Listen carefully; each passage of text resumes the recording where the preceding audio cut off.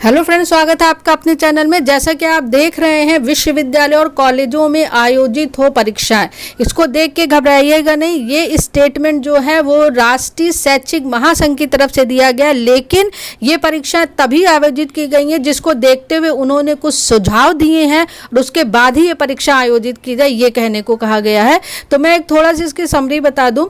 जो समिति की रिपोर्ट आई थी उसमें बोला गया है कि जो सेकेंड ईयर के स्टूडेंट जब थर्ड ईयर में जाएंगे तो उनके सेकेंड ईयर थर्ड ईयर की परीक्षाएं एक साथ आयोजित की जाए, जिसका शैक्षिक महासंघ ने विरोध किया और बोला है कि ये जो परीक्षाएं हैं वो एक साथ आयोजित करने से स्टूडेंट्स पर फाइनल ईयर में 12 से 14 सब्जेक्ट का लोड बढ़ जाएगा।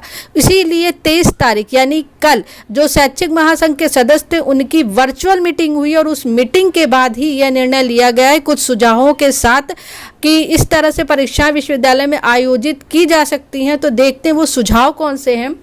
यूजी पीजी के प्रथम वर्ष एवं द्वितीय वर्ष, द्वितीय एवं चतुर्थ सेमेस्टर, चतुर्थ के साथ यहाँ 6 सेमेस्टर भी होगा, इवन सेमेस्टर 6 नहीं लिखा गया है, के परीक्षाएं अवश्य होनी चाहिए। इसके साथ ही छात्रों के टीकाकरण की जिम्मेदारी विश्वविद्यालय महाविद्यालय को दी जाए। यह सुझाव राष्ट्रीय शैक्षिक महासंघ ने विश्वविद्यालय और महाविद्यालयों की वार्षिक परीक्षाओं में दिए हैं।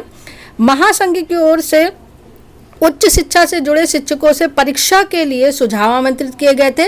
महासंघ की ओर से हुई वर्चुअल बैठक में कहा गया है कि परीक्षाएं जरूर कराई जाए। यूजी स्तर पर प्रथम एवं द्वितीय वर्ष के प्रत्येक विषय के दोनों प्रश्न पत्रों को एक ही प्रश्न पत्र आ और बा में भाग करके प्रत्येक भाग को अनिवार्य कर दिया जाए। मतलब अगर किसी सब्जेक्ट के 2 पेपर होते हैं, जैसा कि मान लीजिए आपका मैथ फर्स्ट और मैथ सेकेंड होता है, तो दोनों ही पेपर को कंबाइन कर दिया जाए और एक ही पेपर बनाया जाए। लेकिन इसके लिए मैं ये होंगे अगर ऐसा कुछ होता है तो सिलेबस को कम किया जाए, क्योंकि इस तरह से पूरे सिलेबस के साथ पेपर कंबाइन होगा तो स्टूडेंट्स के लिए और हेडक हो जाएगी। सिलेबस कम कर करके पेपर को कंबाइन किया जाए तो ज़्यादा बेटर रहेगा in comparison of full syllabus. अगर हिस्ट्री का फर्स्ट और सेकंड पेपर होता है तो हिस्ट्री को कंबाइन करके केवल एक पेपर बनाया जाए। मतलब अगर आप 2 दिन पेपर देने जाते हैं तो आप सिर्फ 1 दिन पेपर देने जाएंगे, लेकिन सिलेबस का कम होना भी अनिवार्य है। उसके बाद लिखा हुआ है यूजी तृतीय वर्ष से भी उपयुक्त प्रक्रिया अपनाई जा सकती है। स्नातक एवं पीजी स्तर पर सेमेस्टर एवं वार्षिक परीक्षा प्रणाली में प्रायोगिक एवं वार्षिक परीक्षा भर में छात्रों द्वारा किए गए सत्रीय एवं अन्य प्रायोगिक कार्यों के आधार पर आंतरिक मूल्यांकन। मतलब यहाँ पर सिंपल बोलोगे कि आपके जो प्रैक्टिकल्स हैं उसके मार्क्स आप लोगों को जो आपने साल भर जो भी काम किया उसके इंटरनल असेसमेंट के आधार पर दिया जाए। प्रैक्टिकल्स के लिए आपको कॉलेज नहीं बुलाया जाए। परीक्षा में कोविड जांच की रिपोर्ट आने पर ही छात्रों को प्रवेश दिया जाए।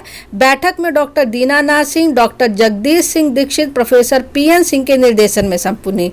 तो जो महासंघ के सदस्य हैं उन्होंने बैठक करी और उन्होंने अपना सुझाव दिया। उन सुझावों पर देखते हैं अब क्या अमल होता है कि नहीं। 12वीं का डिसीजन आने के बाद आपके भी डिसीजन आ जाएंगे कि जो प्रमोशन होना है या एग्ज़ाम होना है, जो भी होगा। लेकिन अगर एग्जामिनेशन हुआ तो एग्जामिनेशन का मोड जरूर चेंज होगा, इसमें कोई दो राय नहीं। गवर्नमेंट यही चाहेगी कि कम से कम टाइम पर आपके ज़्यादा से ज़्यादा एग्जामिनेशन करा लिए जाए। आपकी सिक्योरिटी सबसे ऊपर है, टीचर्स की सिक्योरिटी सबसे ऊपर है, पेरेंट्स की सिक्योरिटी सबसे ऊपर है। ये शासन की सबसे सर्वोपरि होगी। अब जैसे जैसे जो आप सर्कुलर मिलते जाएंगे आपको चैनल के माध्यम से सूचित किया जाएगा। अभी की लेटेस्ट अपडेट यही थी। So keep watching, subscribe the channel. Thank you very much.